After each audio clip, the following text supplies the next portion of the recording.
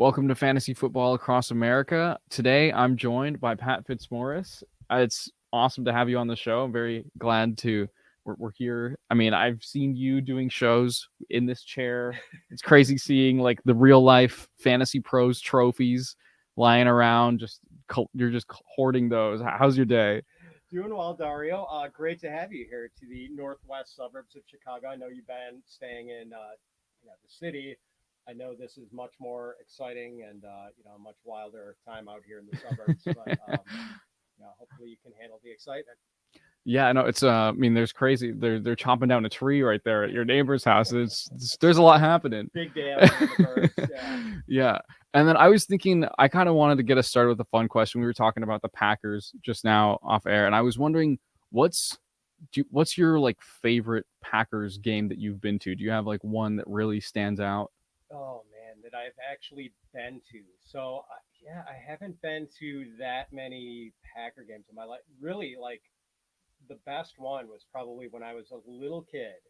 The Packers were playing the Cleveland Browns. The Packers had Lynn Dickey as their quarterback, who was really underrated at the time and actually a pretty good passer, going against the Browns, who had Brian Sight. So this is going like way back. This was in the 80s. And it was just an absolute shootout. And the Packers wound up winning like 38-35. It was just a Oh back and wow. forth game. Yeah, it was really good. That one was played in the old county stadium, too. That wasn't even a Uh-huh. Lambeau Field game. Wow. Yeah, no, those are always the best games when you're just like back and forth, Yes. getting just touchdown after touchdown between both the teams. And then we're gonna have a lot more, but first we're gonna hear a quick word from the Podfather. Oh, I see it every day online, every single day. Hey, that looks like a great fantasy team in an 8-team league. Oh, wish I could be in a league with you, right? Well, guess what? Now you can respond with, sure, let's play on Bettle. That's the beauty of this platform. This new Bettle platform standardizes all position scoring. So you just load your team and you challenge your friend, your colleague, Twitter troll, and you can browse other teams and issue challenges. Bettle is revolutionizing fantasy football. And with code Underworld, you get a $100 instant deposit match plus a free $10. So even if you deposit 20, you get 50. Think about that. So go to bettle.com, the code is Underworld. Bettle.com, the code is Underworld, or click a link in the description. It's fun to be right. All right, welcome back to Fantasy Football Across America. We are here, like you said, the Chicago suburbs. I'm here with Pat Fitzmaurice, and it's week 5 this week. Can you believe that?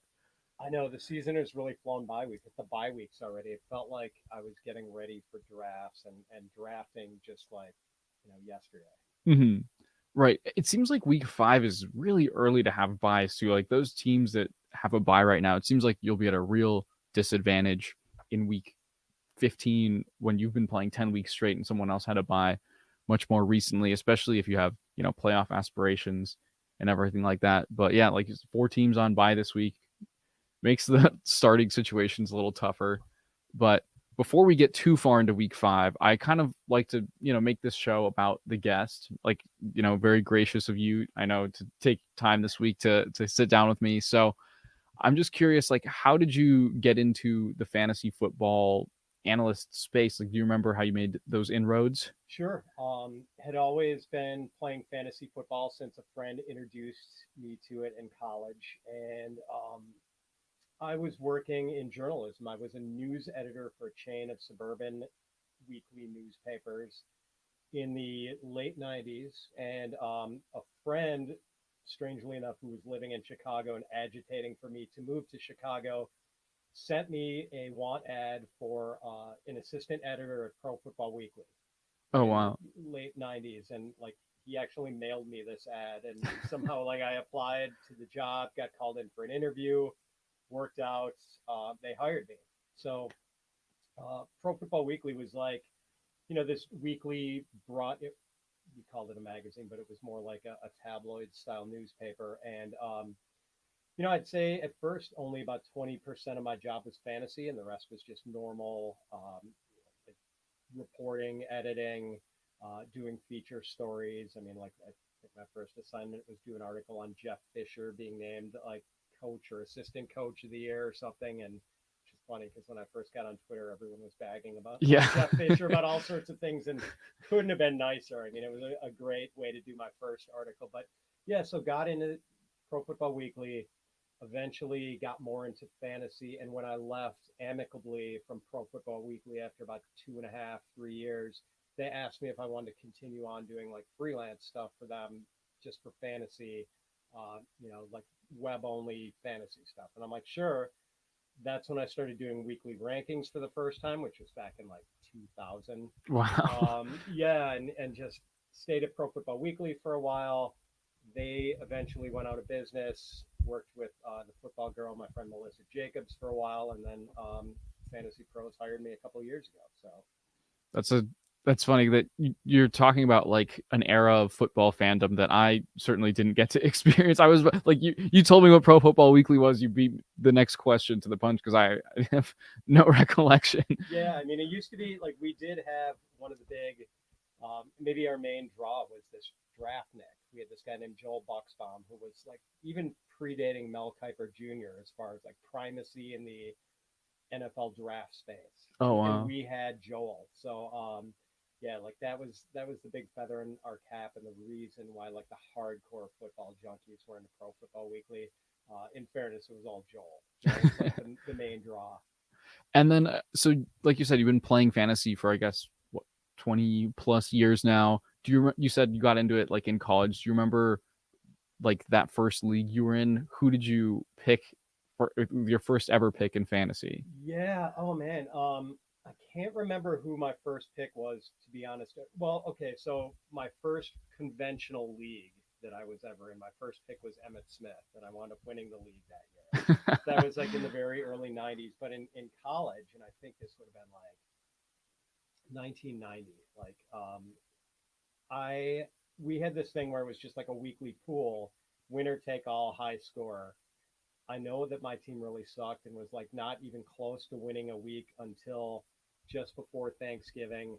I had, I want to say it was like Stephon Page on the Chiefs or someone like that. And he just totally went off on a Monday night game and like had this 300-yard receiving game and got me like the weekly pool. So that was like fantasy has come full circle because that was like a little bit of DFS, a little bit of like the weekly winners. Yes. That is like first thing, yes. first time around this year, but you were doing that. Yeah, that piqued my interest. Yeah. Like I thought it was stupid, and that was the funny thing. Like, Dario, I thought fantasy football was dumb at first because I'd been a fantasy baseball player. It's like, well, this can reflect every player in baseball, the pitchers, the hitters. Fantasy football, you don't do offensive linemen or linebackers or safeties. Like, what good is this? You're just only capturing the skill players. But yeah, eventually I found myself coming over to fantasy football and being very addicted. Yeah, no, I mean, as we all have.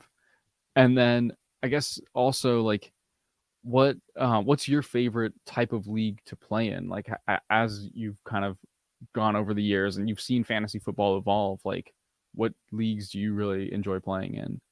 Oh man, I think my favorite league right now, Dario, is a home league Dynasty best ball that we have. And I like the best ball thing. It just sort of captures the entire roster. You don't have to sweat over lineup decisions on a Sunday morning. Yep. And just like the fun of being in this Dynasty league with a bunch of good friends and just sort of like ripping on each other when someone makes a trade we think is, advantageous to the other person.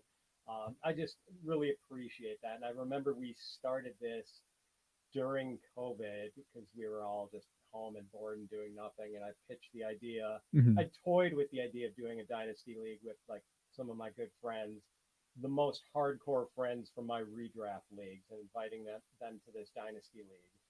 And, so we did this slow draft, and everyone was so into the slow draft. They were like, mm-hmm. We do a second league? Yeah.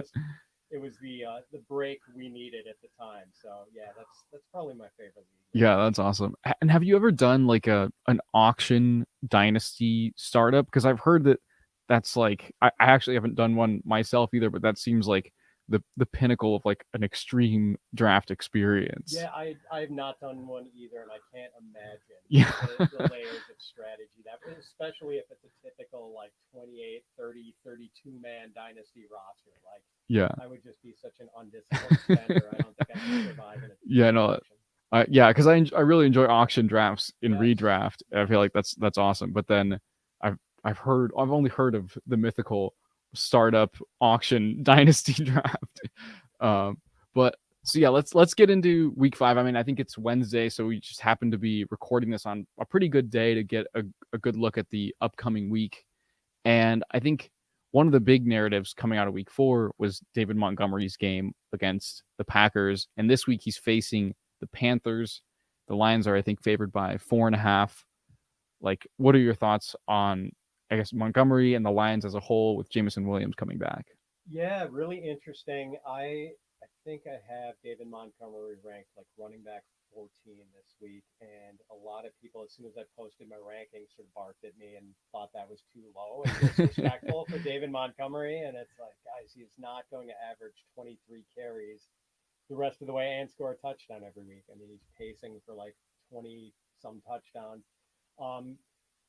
Like friendly game script has worked out really well for the Lions, and it's frustrated the Jahmyr Gibbs investors. Mhm. And, we kind of saw this with DeAndre Swift and the Lions. He had some of his best games when the Lions dug themselves into a big early haul, played catch up, and Swift was getting like double-digit targets in those games. The usage for Gibbs hasn't been that bad. He's gotten like 7 carries every game, and I think he's averaging like 4.5 targets a game. Not terrible, but it's been really Montgomery friendly so far. And maybe it sets up that way again with the Panthers being, 9-point underdogs at Detroit. Yeah. And the Panthers not having a very good run defense. But I don't think it's always going to look this way for Montgomery, who, by the way, is averaging like 3.8 yards per carry. He's still not explosive back by any stretch of the imagination. Well, when you're getting the ball at the 2-yard line, you can only get 2 yards on that carry. Good point. But yeah, no, I mean, that was like, I was at that game as I was telling you earlier, and it didn't seem like they gave him the ball 32 times. We were listening to like the sports radio guys after the game, and they're saying David Montgomery had 32 carries, and that was just blew our minds a little bit. But yeah, I think you mentioned the game scripts, and do you think the Lions are going to find themselves in those like pass-friendly game scripts as often this year?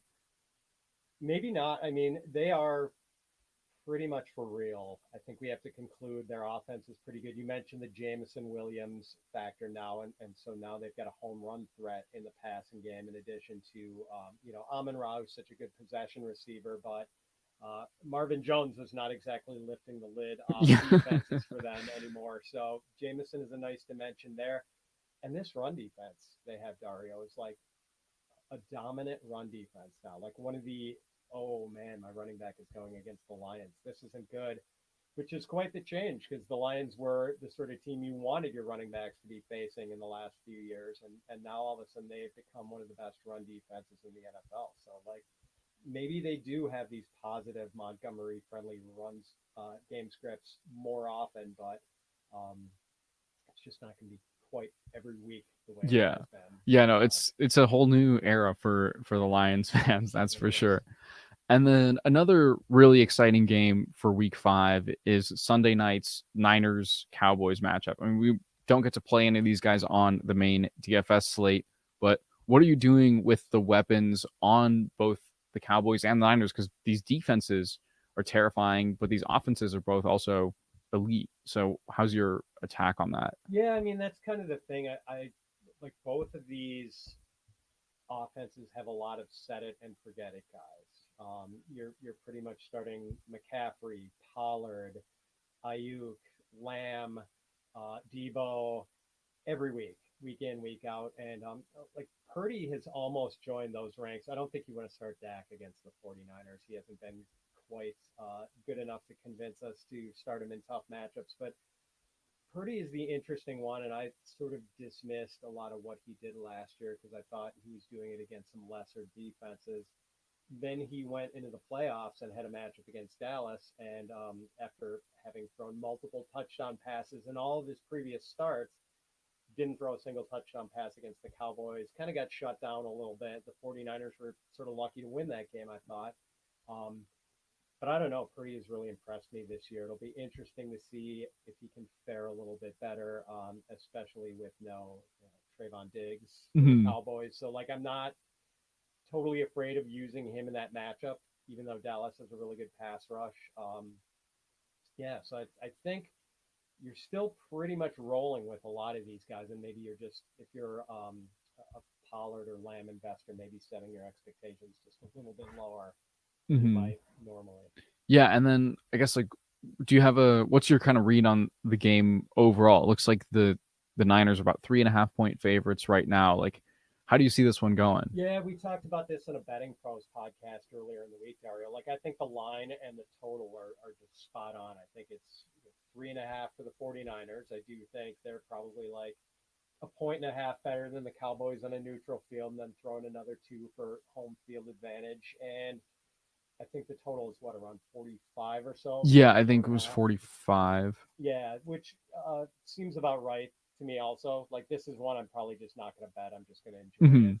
Yeah. I'll, throw something on some player props to make it interesting, but it just doesn't seem like there's any value there. Yeah, that'll be a fun one to watch Sunday night. Yes. I think we've seen a lot of, like, kind of gross primetime games already this year. Oh my gosh. And in fairness, my Packers might the Packers Raiders on Monday is not a sterling primetime matchup. Yeah. And then I think another interesting layer we have going on in week 5 is the Bears defenses and the Broncos defense. Like, they both have looked so bad, and then they're playing 2 offenses that have mostly struggled to get the ball rolling. So, I mean, the Commanders face the Bears tomorrow night, Thursday, and then the Jets, the Zach Wilson Jets, are going to be facing the Broncos. Like, what are you doing with your fantasy weapons on those offenses? Like, I guess we'll start with the Jets. Yeah, I think you're pretty much playing them. Like, I think people are actually excited about Breece Hall for the first time. That, maybe if he does only get 10 carries, you can still make it work for a fantasy viable day after what Raheem Mostert and Devon Achane did, after what Khalil Herbert did to the Broncos last week. Like, that's just, and the Broncos defense wasn't that bad last year. I don't know what's happened. It's just been an utter collapse for them. So, yeah, I mean, I think you're feeling better about Garrett Wilson and Breece Hall than you have otherwise. I'm still not excited about starting Zach Wilson. Like, can hold your nose and play him in a super flex league, I guess. But and then I'm actually excited to use Jahan Dotson for the first time in a while, and Terry McLaurin, and I think Sam Howell is like the streaming quarterback of the week. It looks like the Bears might be without all 4 of their starting base defensive backs. That's crazy. Jackson, Jaquan Brisker, Kyle Gordon, and I forget, Jalen Johnson. So, like, wow. Yeah, they are just so battered in the secondary, and they have no pass rush, which doesn't bode well for those backup defensive backs trying to cover. And, I mean, just everything that's been going on around the Bears this season has been crazy, with the defensive coordinator stepping down in the middle of the week, like 2 weeks ago. I think they're definitely a team that you're going to want to continue targeting. What's your read on Howell? I mean, obviously, like you said, great matchup this week, but, like, bigger picture this season, do you think he's someone you're comfortable, like, rolling with as your QB2? I know he's kind of had some concerning sack rates, and really outside of that one big second half against Arizona where they had the comeback, or no, I'm mixing that up. The Giants, it was the same week that they had the comeback against the Broncos, and the Giants had the comeback against the Cardinals. What's your overall read on Howell so far, like 4 weeks into his tenure as the starter? It's weird. I cannot get a handle on him at all, Dario. It's like every time I'm ready to totally dismiss him, like I was after the first half of that Broncos game, he comes back, looks great, and then I thought he got really flustered in week 3 against who were they playing? Was it the Bills? Yeah. He threw like 4 picks. I think. And I'm like, oh man, the Eagles can really get after quarterbacks. I think this is going to be another tough game for Sam Howell. And he was really good against the Eagles. So, like, I don't have any read on him yet. He's just kind of, I think he's going to be, for the most part, even though he sort of defied the difficult matchup against the Eagles, I think he's going to be like a really matchup sensitive player the rest of the way. Yeah. And that's kind of like, I guess, what you come to expect for those guys from like quarterback 15 to 25 range, right? It's like you kind of have to pick your spots. And then kind of zooming out a little bit too, we're 4 games into the season. It's interesting. It's kind of like the quarter tentpole mark. What are the teams that have surprised you the most, or like that you're thinking about very differently from how you thought about preseason? Texans. Okay. Texans are atop the list. I was just bemoaning to your colleague Billy Musio that I don't have Nico Collins on like any team this year, and like I'm watching him blossom into a star before my eyes, and it's because I thought the Texans passing game was going to be basically dysfunctional. Yeah. This year with a new quarterback in CJ Stroud, who I liked. I mean, I always thought he was really good at Ohio State, and I thought a lot of this stuff about like his testing and everything was kind of yes in the pre-draft process. And then the Texans have all these offensive line injuries, and I thought it was going to be just a total mess. Stroud has been phenomenal, just amazing. You can't give Bobby Slowick enough credit for managing to make this a very functional offense without healthy offensive linemen and a rookie quarterback. Like, I think Bobby Slowick is going to be a head coach next year without question. So they're a big one. And another one, like Arizona, I thought Arizona was going to be like, you know, the over under on their win total was probably going to be like 1.5, 2. Yeah. And they've been really feisty so far. Like, hats off to Jonathan Gannon. Might not be the best public speaker in the world. Right. But, like, really impressive job of making the Cardinals like this plucky team that you're not going to just roll over every week. So those guys stand out. And then just the Bears are a train wreck. Yeah. I thought there might be signs of life, but I think clearly Matt Eberflus and his staff are in over their heads. And Pittsburgh. Yeah. Pittsburgh has just been, oh my God, the offense is just completely broken. They can't stop the run. Their secondary is really leaky. There's just not much going for them other than their pass rush right now. Yeah, no, I think those are all teams that, like, I mean, if you would have told me that CJ Stroud would have looked as good as he has, like, man, I also don't have like too much Nico Collins this year. And he's someone that I really got kind of like out over my skis on last year. So it's really disappointing to be like a year early on guys like that. And then I think another team that is kind of falling into this bucket, but perhaps it kind of in the bucket of their own, is the Bengals, right? Because we've seen them put up so many huge games, and like Joe Burrow, Jamar Chase, right? They're someone we expected to be atop the leaderboards, and they've just come out so flat-footed. What are you doing with those guys if you have them on your redraft teams? Man, good call, Dario. But like, it's what can you do except just eat the loss at this point? Like Joe Burrow is just almost like a sunk cost until he gets healthy again. And I mean, I think you're almost hoping they shut him down just so you don't have the agony of like making a lineup decision. Like, this week, favorable matchup for Burrow against the Cardinals, right. But like, I don't know, I've got him like quarterback 10 or quarterback 11 in my rankings, and I wouldn't feel good about starting him. Like, I can't remember if I have him one spot ahead of or one spot behind Sam Howell. But if I'm making that choice, I'm probably just playing Howell this week rather than right. So same thing with Jamar Chase. It's frustrating. I don't think I'm rushing Tyler Boyd into my lineup, even if T. Higgins doesn't play. Joe Mixon, I guess you're just taking the volume, but with the lowered touchdown expectations. Yeah, it's just been so frustrating that this calf injury to Burrow has derailed one of the most exciting offenses in the league. Right, and I think they're especially interesting because, like, with the other disappointing teams we've talked about, right, like the Steelers. I mean, the Bears, we had some hopes, but I think once you kind of write those teams off, you've written them off. But like the Bengals, I think, do you still have some hope that they'll kind of piece it together and maybe be able to give you something down the stretch? Hopefully, yeah.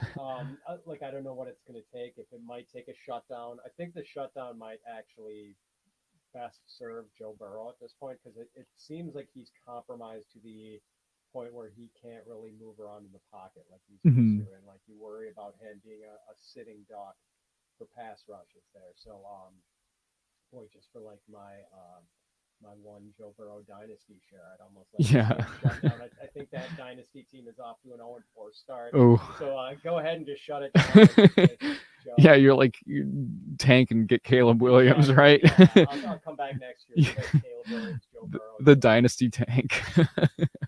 Yeah, no, and then I think another team that I wanted to talk about with you because I remember we were sitting at George's at the expo. We were talking about Devon Achane and just seeing what he's done and what the Dolphins have done in general these first 4 weeks. Like, just I don't. I feel like we need to talk about it. Yeah, I mean the Bills.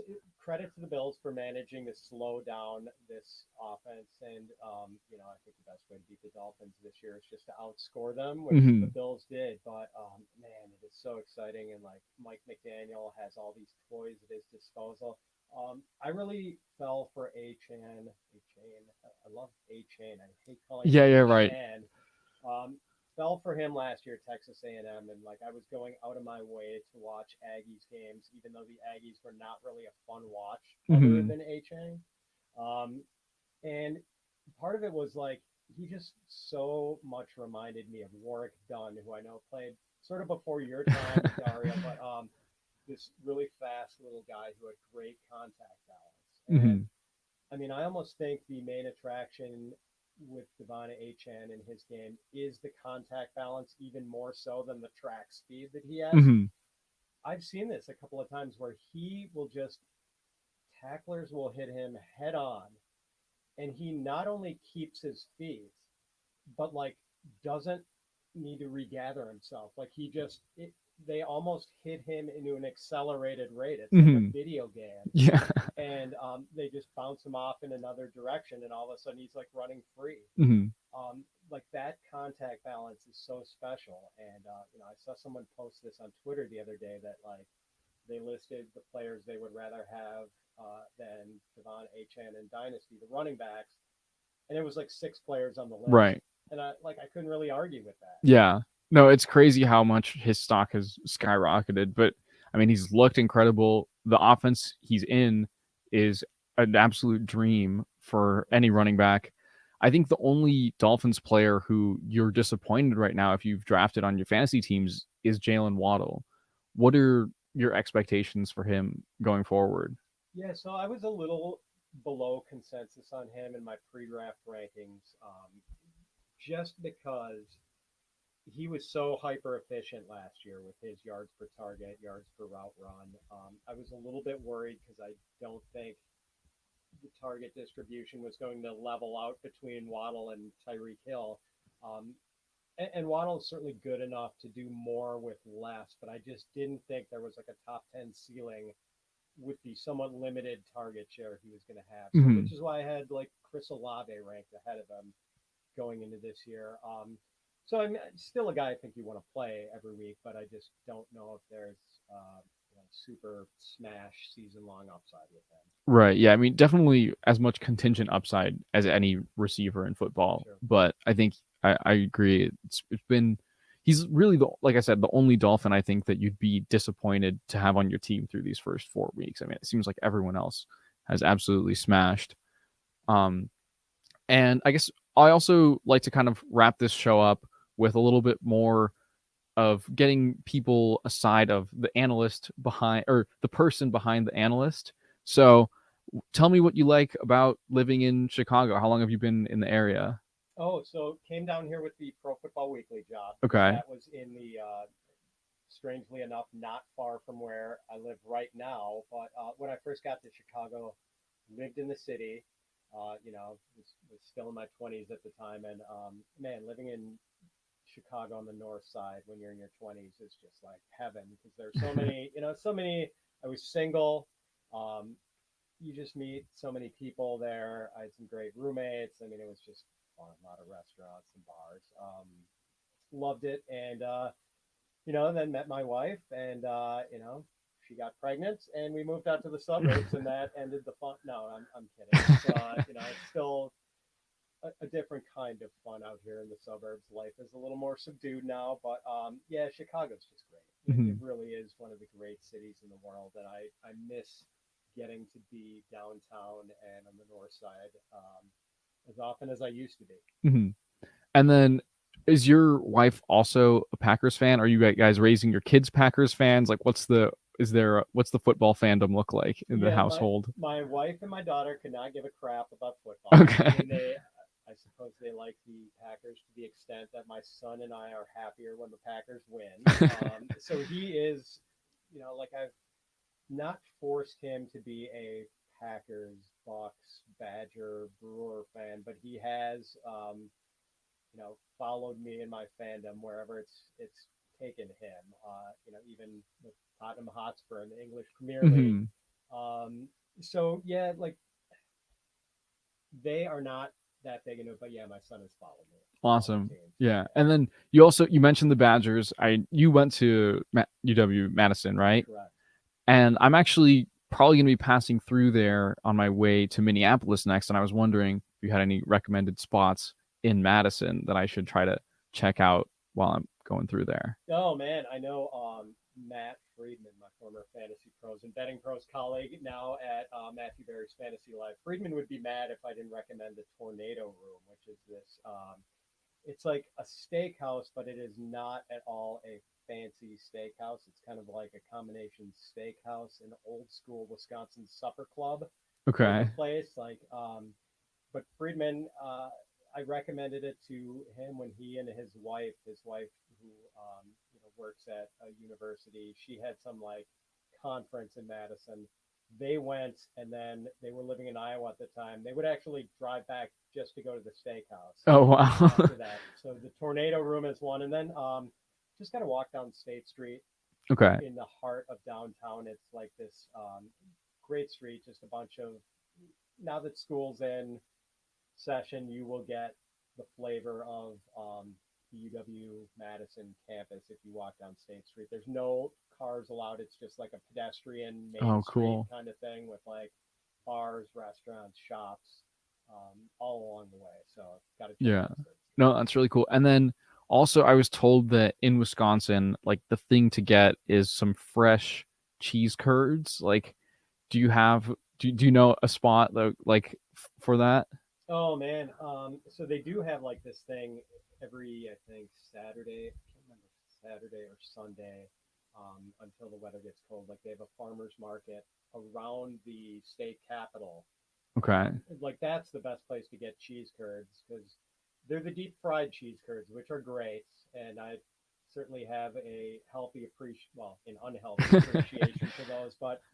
If you get regular cheese curds that aren't deep fried, the good ones, the really fresh ones, squeak when you eat them. It's an interesting sensation. So yeah, I don't know.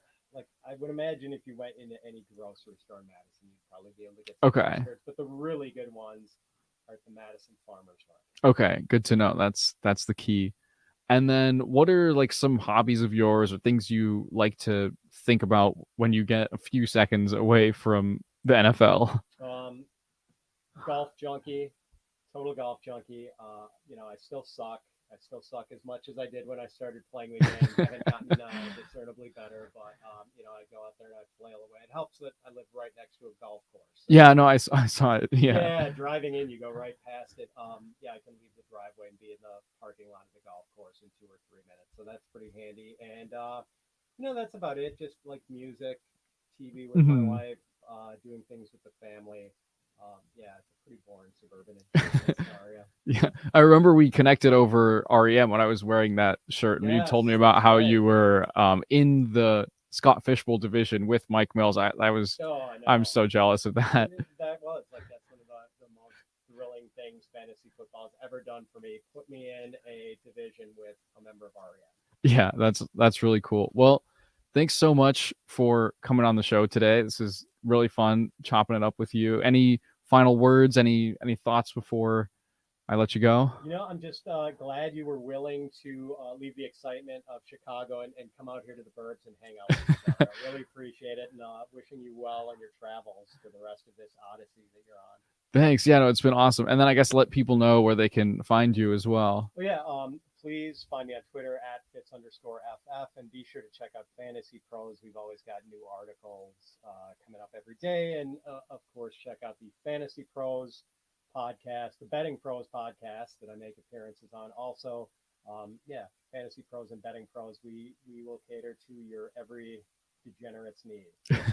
Yeah, and then I guess while we're here too, don't forget the Player Profiler All-In package is now only $85. This is an October special. So if you guys aren't already signed up and using our Dynasty rankings, our DFS tools, make sure you guys sign up over there with promo code Dario, and we'll catch you on the next episode of Fantasy Football Across America. Hey, I want to take a moment to thank you for tuning in. It's important to me that all of our media be free. This is only possible because of you allowing a true independent sports media enterprise to thrive unlike any other in the business. So please subscribe to the All-In package to continue to make all of this possible, to ensure that all of our stats, information, data, content is available to you, especially you, the people that get the site and get the show.